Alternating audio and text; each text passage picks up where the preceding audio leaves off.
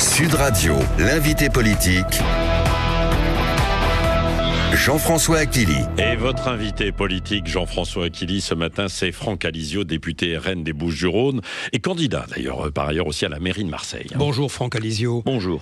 L'un des narcotrafiquants les plus dangereux de France, détenu au QLCO, vous savez, le quartier de lutte contre la criminalité organisée de Vendin-le-Vieil, fait polémique en obtenant une permission de sortie aujourd'hui pour aller chercher du travail. Que dites-vous ce matin de cette décision de justice ? Qu'elle est évidemment scandaleuse, mais j'ai envie de vous dire, est-ce que ça vous étonne ? C'est l'énième couac, l'énième scandale en matière de gestion des détenus. Alors là, évidemment, il y a ce paradoxe énorme, évident. On fait des prisons de haute sécurité avec isolement total, et puis donc un droit totalement exorbitant du droit commun. Et puis, le juge d'application des peines applique un droit du droit commun, le plus élémentaire, comme si c'était un petit délinquant. Enfin, c'est juste hallucinant, mais ça m'a fait penser à quelque chose, parce que tout cela a aussi un coût humain et financier. Si vous saviez, moi, les agents de la pénitentiaire me le disent, les policiers aussi, le coût, l'argent que coûtent ces petites sorties des détenus dangereux pour aller tantôt faire je ne sais quoi, là c'était aller rencontrer un employeur, enfin bref, c'est des dizaines de milliers d'euros parfois. Ils vont traverser la France pour une simple audition qui aurait pu être en visio, en jet privé. Voilà. Vous dites donc quoi, vous imaginez le coût oui. pour le contribuable. Évidemment, tout cela est scandaleux. Ça pose la question du juge d'application des peines. Ça pose la question de la cohérence entre la parole et les actes du ministre de la Justice. Faut-il supprimer, Franck Alizio, le dispositif du juge d'application des peines ? La question se pose. La question se pose.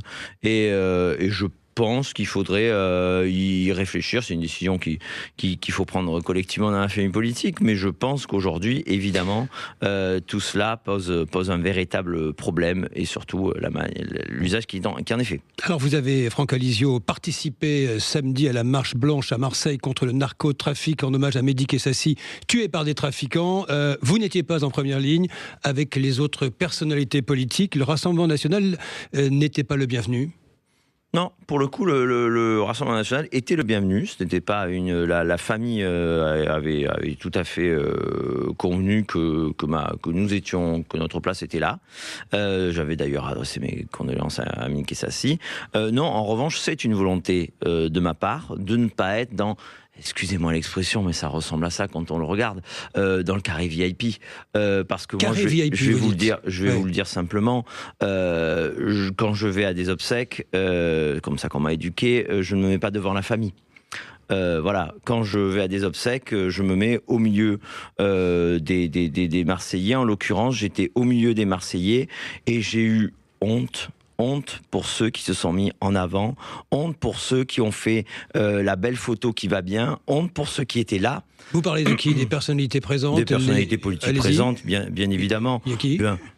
Tous les élus de gauche qui ont fait le déplacement, les écologistes, les socialistes qui ont fait le déplacement depuis Paris pour venir, mais également le personnel politique local marseillais. Ils ont tous une lourde responsabilité dans la situation de Marseille aujourd'hui. Ils ont tous une lourde responsabilité et ils sont venus prendre des photos. Je vais pas citer, mais j'ai vu un directeur de campagne d'un des candidats aller se jeter sur les journalistes pour faire le maximum de sons et d'images. Franchement, c'était indécent. Et malheureusement, c'est à l'image de cette classe politique marseillaise et nationale qu'il faut aujourd'hui, qu'on le veuille ou non, dégager pour redresser Marseille et pour redresser la France. Vous avez dit, si Marseille tombe, la France tombera. Marseille est-elle, vis-à-vis du narcotrafic, une ville perdue ? Écoutez, je vous le disais, Marseille tombe du fait de l'action des politiques. J'espère que Marseille n'est pas encore totalement tombé, c'est-à-dire pourra être relevé. Mais c'est évident que Marseille, de tout point de vue, on parle du narcotrafic aujourd'hui, mais on pourrait parler de l'insécurité plus largement. Vous savez que le taux d'homicide à Marseille est le double du taux d'homicide national. Et x10 dans les quartiers nord. Mais on pourrait parler également de l'habitat indigne, on pourrait parler également de toute une série de choses, de l'état de nos écoles. Aujourd'hui, Marseille est abandonnée par les pouvoirs publics, encore une fois, les pouvoirs publics nationaux et locaux. Vous avez vu la citation de Benoît Payan, le maire de Marseille, dans la Tribune. Je le cite, « La République a pris un coup, mais elle en rendra 10 » à propos du meurtre de Mehdi Kessassi. La réponse est au niveau ? Mais évidemment que non, évidemment que non. On parle d'un maire dont la grande préoccupation, je parle du maire de Marseille, le socialiste, Monsieur Payan, dont la grande préoccupation depuis 5 ans, ça a été de chercher où installer une salle de shoot à Marseille et la défendre bec et ongle. À un moment donné, ses amis socialistes, elles voulaient même l'installer au pied de la bonne mère. Et au niveau national, c'est évidemment exactement pareil. Je vous rappelle, c'est l'un des scandales que je ne cesse de dénoncer depuis cet événement. De 2017 à 2020, on a perdu des policiers nationaux à Marseille, alors même que le trafic de drogue explosait, que l'insécurité explosait. On a perdu 300 policiers nationaux qu'on n'a même pas récupérés à l'heure où je vous parle. Même pas récupérés. Franck Alizio, si le RN est au pouvoir demain, en 2027, qu'est-ce que vous faites contre le narcotrafic ? Quel est votre plan ? C'est simple, la drogue, elle vient de quelque part et elle va quelque part. Donc, la drogue, que ce soit le cannabis ou la cocaïne, elle ne pousse pas dans la garrigue provençale. Elle vient de l'étranger. 80 à 90% de la drogue est importée. Qu'est-ce que vous faites ? Là, se pose la question, évidemment, du contrôle des frontières. Et vous avez notre réponse. Il faut rétablir le contrôle des frontières. Il y a un problème d'importation des produits et aussi importation de la main-d'œuvre. Ça aussi, c'est une omerta, c'est un silence. On ne veut pas faire un lien entre immigration et trafic de drogue, comme ils ne veulent pas faire, socialistes et macronistes, de lien entre insécurité et immigration, entre terrorisme et immigration. Eh bien oui, il y a tous les points de deal autour, dans le centre-ville de Marseille, sont tenus par des mineurs clandestins qui sont recrutés le matin même, gare Saint-Charles. Bon, à partir de là, je rétablis les frontières et évidemment, je m'occupe de l'autre bout, c'est-à-dire où va la drogue. Il y a des consommateurs. Les consommateurs, que faites-vous ? Il y a des consommateurs. Vous allez chercher les consommateurs, évidemment, il faut démultiplier. Aujourd'hui, vous avez une chance en 47 ans d'être contrôlé si vous êtes consommateur. Et évidemment qu'il faut renforcer les contrôles, renforcer le dépistage. Vous voyez, à Marseille, dans une ville comme la nôtre, où on parle d'omerta, où on parle peut-être de liens entre les politiques et les trafiquants et le trafic de drogue, un dépistage systématique ne me choquerait pas. Oui. Un dépistage systématique du personnel politique, pourquoi pas. Enfin, à un moment donné, on a un devoir d'exemplarité. Vous voulez faire du dépistage des élus marseillais ? Oui. Ce serait, enfin, je veux dire, moi, ça me choquerait pas. Moi, je m'y prêterais. À partir de là, vous êtes à Marseille dans une situation où on doit montrer l'exemple, où on doit montrer notre engagement, y compris total. Des élus du Rassemblement national. Ce serait symbolique, mais à Marseille, chez moi, je donne pas des leçons. Je dis juste à Marseille, chez moi, aujourd'hui, compte tenu de notre engagement personnel de chacun, on devrait pouvoir arriver à des mesures symboliques comme ça. Donc, je parle de contrôle renforcé, de dépistage renforcé. Je parle de sanctions renforcées. Moi, quelqu'un, c'est possible en plus, ça a déjà été fait, quelqu'un qui se retrouve en détention de drogue, ou ayant consommé de la drogue, ou allant acheter de la drogue, on devrait lui saisir immédiatement son véhicule. Vous verrez que c'est plus efficace que les petits 200 euros d'amende qui ne sont jamais payés en réalité. Des élus marseillais, vous montrons l'exemple. Oui, montrons l'exemple. Du personnel politique, des collaborateurs politiques, bref, de ceux qui aujourd'hui sont là normalement pour combattre ce fléau par tous les moyens, en montrant également l'exemple. D'un mot, Emmanuel Macron de retour bientôt à Marseille. C'est la suite de son plan Marseille en grand. Que dites-vous ? Qu'attendez-vous ?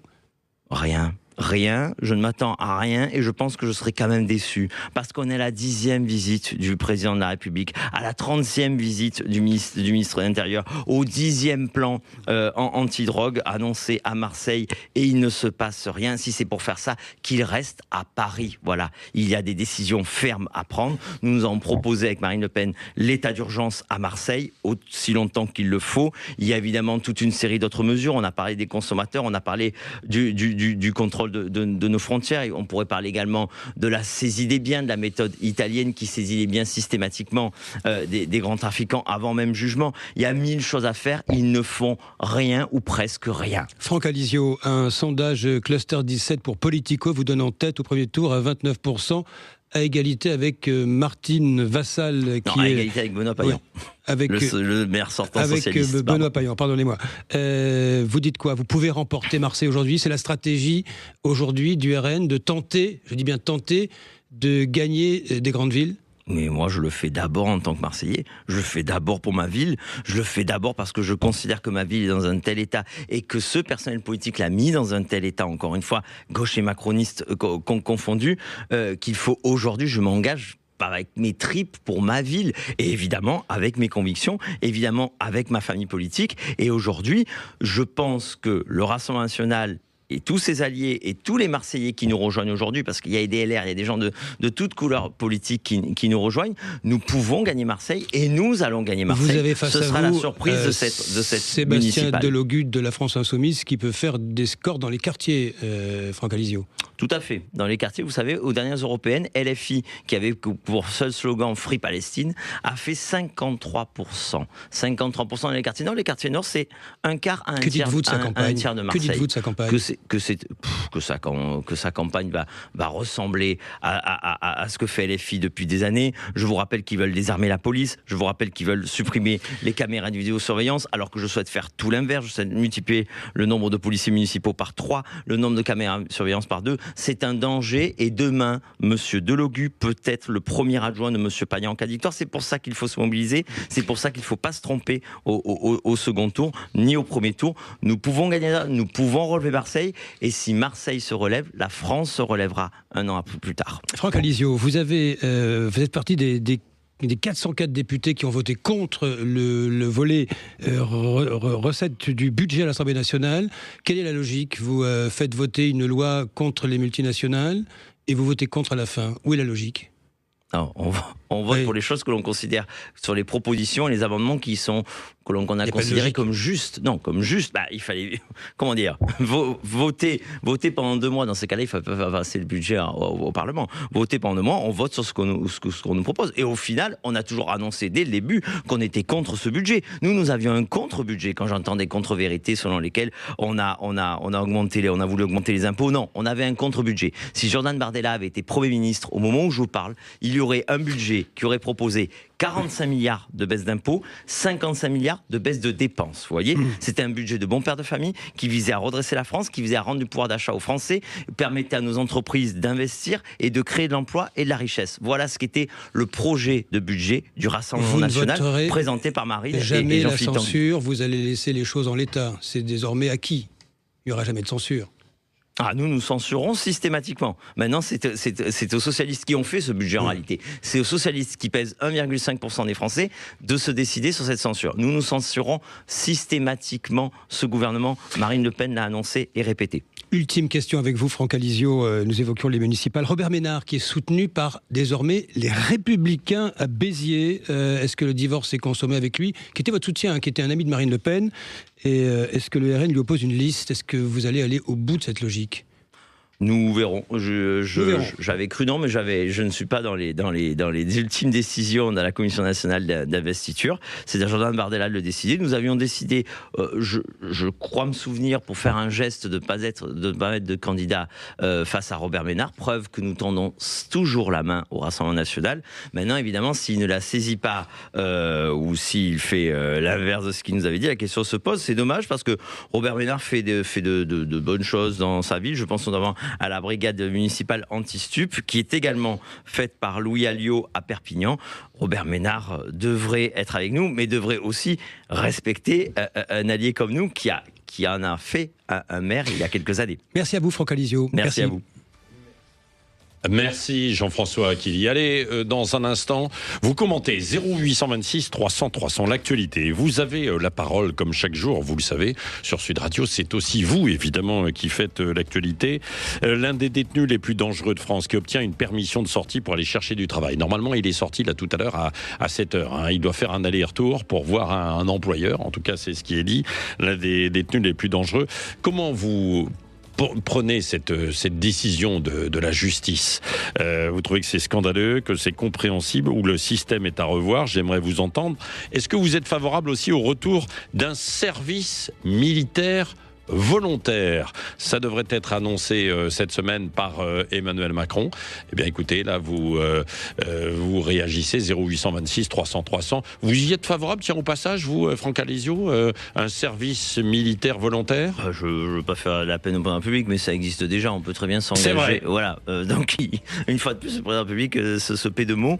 Ça existe déjà. Quiconque veut faire son service militaire en France peut le faire volontairement. Voilà. Donc, sur le principe, je suis d'accord, d'autant plus que ça existe déjà. Bon, voilà, c'est de la com, quoi. En fait. Exactement. Merci. Allez, dans un instant, vous réagissez.